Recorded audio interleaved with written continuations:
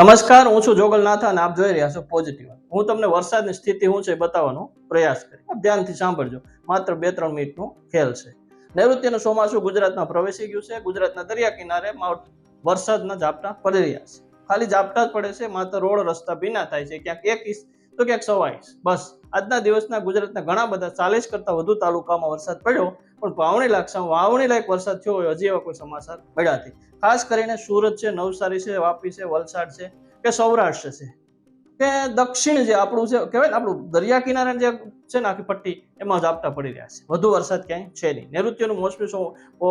નૈઋત્યનું જે આપણું ચોમાસું છે નવસારીથી એન્ટર થઈ ગયું છે. ગુજરાતમાં એના પવન પણ ઘૂસ્યા છે, પરંતુ ભેજ ઓછો હોવાને કારણે વરસાદ શક્ય નથી. વરસાદ પડ્યો નથી. બીજી બાજુ હું તમને જો વાત કરું ને કે આ જે છે ને પૂર્વ પટ્ટો છે, આ પૂર્વ પટ્ટીની અંદર મેઘાલય, ત્રિપુરા એમાં બહુ વરસાદ પડી રહ્યો છે. જ્યારે પશ્ચિમ તરફથી આવતા પવનોને કારણે ભેજ ખંગોળાઈ રહ્યો છે. અને આ બાજુનો જે વિસ્તાર છે આપણો, આ જે પૂર્વ તમે કહો છો બાંગ્લાદેશથી સરહદ માટે નેપાળ સુધીના આ વિસ્તારમાં ભારે વરસાદ પડે છે. જ્યારે આપણો જે પટ્ટો છે આ છે અરબી સાગર વાળો, ત્યાં વરસાદ ઓછો છે. ખાસ કરીને બીજી એ વસ્તુ છે કે તમે એવું પૂછતો કે આવનારા દિવસમાં શું સ્થિતિ છે.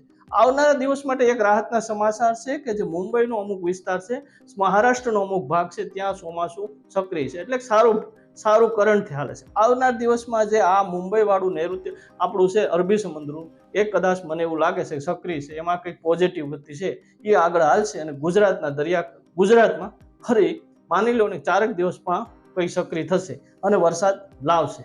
જ્યારે પશ્ચિમ તરફથી જે પવનો ફૂંકાય છે, તમે માની લો ને દેશી ભાષા હું તમને કહું, જે આથમણી બાજુથી પવન ફૂંકાય છે, એ પવનની ગતિ ધીમી પડશે. એને લીધે આ જે નીચેનો અરબી સાગરનો કરંટ છે એ ઉપર આવશે અને ગુજરાતમાં વરસાદ થશે. પરંતુ હું એવું માનો કે તમે 1 જુલાઈ આસપાસ ગુજરાતમાં સક્રિય અને સંપૂર્ણ સાર્વત્રિક વરસાદ થાય એવું લાગે છે. અંદાજિત 5-7 દિવસ આમાં નીકળી જાય. નૈઋત્ય અત્યારે જે પડે છે એ ખાલી ઝાપટા પડે છે, કોઈ ખાસ કંઈ સિસ્ટમ નથી. ચોમાસું છે, ચોમાસી પહેલા જે આવેલું છે, પહેલા બધા એવું કહેતા કે 11 તારીખ ચોમાસું ઘૂસી ગયું, આવી ગયું, પરંતુ પૂરો ભેજ અને કરંટ એટલો ન હોવાને કારણે ખાલી ઝાપટા પડી રહ્યા છે. બીજી મારે તમને એ વાત કહેવી છે, બધા અત્યારે કહેતા હશે કે વરસાદ પડ્યો છે, વરસાદી માહોલ બન્યો છે, રોડ રસ્તા ભીના છે, પણ જ્યાં સુધી ખેડૂતને, હું પણ ખેડૂત છું, ખેડૂતના દીકરા તરીકે મને એટલી ખબર પડે, 3.5 ઇંચ કરતા વરસાદ વધુ ન થાય ત્યાં સુધી વાવણી લાયક વરસાદ ન થાય. બીજું, વરસાદની સાથે એનો માહોલ હોવો પણ જરૂરી છે. જો ખેડૂત પોતાનું બિયારણ ખેતરમાં વાવી આવે અને એ ટાઈમ દરમિયાન વરસાદી માહોલ હોય તો જ સારી રીતે, બાકી તડકામાં કોઈ શક્ય નથી. અત્યારે ગુજરાતમાં શું થાય છે, સવારમાં માહોલ બને છે, ભેજ હોય છે, વાદળા થાય છે, ઘનઘોર વાદળા થાય છે. જ્યારે સાંજે 5-6 વાગે તમને એવું લાગે ઠંડા પવન ફૂંકાય છે, ઉનાળો હોય એવું ફીલ થાય છે. એનું કારણ માત્ર પશ્ચિમના જે પવનો ફૂંકાઈ ગયા છે એ પવનો છે. આ તરફથી આપણે જે પવનો આવે છે એ પવન, દેશી ભાષામાં અમારા સોરઠમાં એને હવરાણના પવન કહેવાય છે.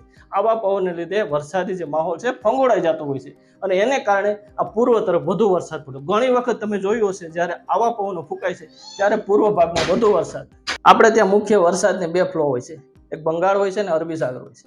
2 જગ્યાએ રીતે હાલની રીતે બંગાળ વાળું તો ચાલે છે, પરંતુ આવનાર સમયમાં જો અરબી સાગરનું ચાલુ થશે, હવે એમાં હિલચિલ જોવા મળી રહી છે, એટલે એના લીધે આપણે ત્યાં વરસાદ થશે, પણ એના માટે 2-4 દિવસનો વરસાદ થશે. આ ચોમાસું સક્રિય થતા સાર્વત્રિક વરસાદ થતા 5-7 દિવસ લાગી જાય છે. દરિયા કિનારે સૌરાષ્ટ્રના વધુ પહેલા વરસાદ આવશે, ત્યારબાદ પાલનપુર, ડીસા, બનાસકાંઠા, સાબરકાંઠા અને ઉત્તર ગુજરાત, કચ્છ અને આખા પટ્ટા સુધી વરસાદ પડશે. આ તમે અત્યારે આપણે જોઈ રહ્યા છે, આ જે આખો પૂર્વનો આખો ભાગ છે ત્યાં વરસાદ છે જ, જ્યારે આપણે ત્યાં વરસાદ અહીં સુધી છે. હવે આવનાર દિવસમાં અહીં પણ વરસાદ પડશે. બીજો વરસાદ છે કે આ કોઈ વરસાદ લેટ નથી. જુલાઈના પહેલા તારીખ સુધીમાં સર્વત્ર વાવણી લાયક વરસાદ થઈ જાય તો ખેડૂતો માટે યોગ્ય કહેવાય છે. આ તો પહેલા આપણે ઘણી બધી એવું લાગતું હતું વરસાદ પહેલા આવશે. મને એવું લાગે છે આ ખેડૂત તરીકેનો કોઈ વરસાદ લેટ ના કહેવાય, કોઈ આપણે પાક ફેરબદલી કરવી પડે એવી કોઈ સ્થિતિ નથી. બીજી વસ્તુ એ છે કે આ બધું કુદરતી વસ્તુ છે. અને પહેલા શરૂઆતમાં એવું હતું કે અહીંથી દક્ષિણમાં જે આપણા સાગર છે ત્યાંથી જે પવનો આવતા હતા એ ગરમ આવતા હતા, જેને લીધે ભેજ નહોતો હોતો. આપણે એને કારણે એટલા દિવસ લેટ થયું છે. આવનાર દિવસમાં ચોમાસું 4 દિવસમાં સક્રિય થશે અને જે આપણો જે ગુજરાતનો પટ્ટો છે એમાં વરસાદ લાવશે. ખેડૂતોએ પણ કોઈ એટલી બધી નિરાશા થવાની જરૂર નથી. ખેડૂત માટે આ સારા સમાચાર છે બસ. અને બીજી વાત હું કરું, હાલના સમય પ્રમાણે સૌરાષ્ટ્રના દરિયા કિનારા ઉપર બનાસકાંઠા, સાબરકાંઠા, પાટણ, સિદ્ધપુર અને આપણું જે કહેવાય ને કે કચ્છ, એમાં તડકા અને રહેશે. તમારે હવે છે ને એટલો બધો સહન તાપ નહીં કરવો પડે. કંઈ વરસાદી માહોલની સાથે વાદળાઓ અને ઘનઘોર જોવા મળશે, જેને કારણે તાપ નહીં પડે પરંતુ બફારો રહેશે. બસ આટલું જ. અમે તમને આમાં કઈ નવી વાત હશે તો તમારા સુધી પહોંચાડતા રહેશું. બસ તમને અમારી વાત ગમી હોય તો એક વખત સબસ્ક્રાઇબ જરૂર કરજો. જય જય ગરવી ગુજરાત.